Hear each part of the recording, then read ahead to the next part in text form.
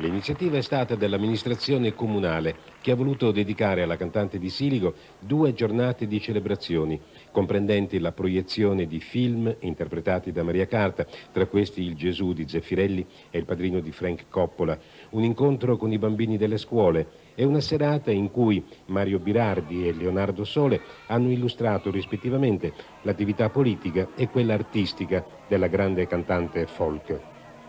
Gli alunni della scuola media hanno anche allestito una mostra fotografica comprendente recensioni, articoli e immagini realizzate in tutto il mondo.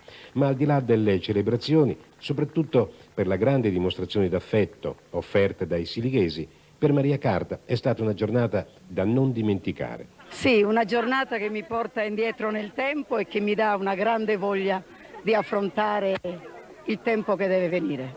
Ecco, allora una grande voglia, quindi hai dei progetti, quali sono?